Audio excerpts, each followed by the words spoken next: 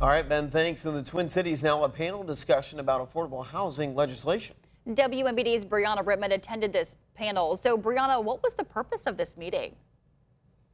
The Illinois Housing Council teamed up with the Illinois Manufacturers Association for a panel about affordable workforce housing.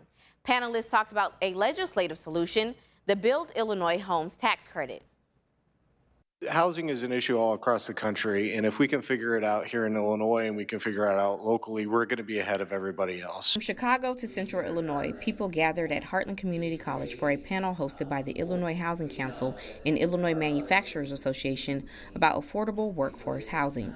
Panelists included Normal's town manager Pam Reese and Bloomington City manager Jeff Jurgens. For those of you outside of the community, we're the home of the first North American Ferrero chocolate factory. Talking to the owners of that plant and the plant manager, they have people driving from the Chicago area every day to work there and back. It's more economically feasible for them to drive from Chicago than to buy a house here locally and live locally.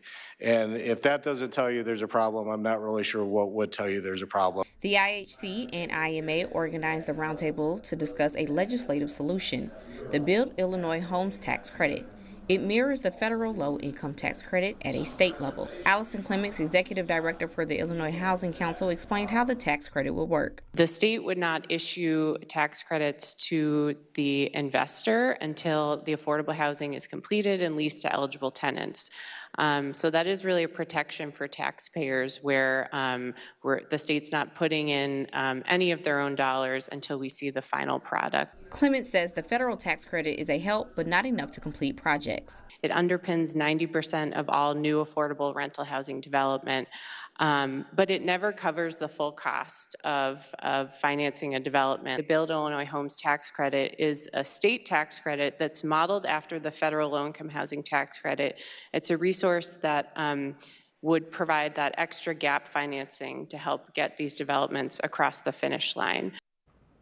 The bill is currently filed as Senate Bill 3233, sponsored by Senator Robert Peters, and House Bill 4909, sponsored by Representative Dagmara D. Avelar. Back to you.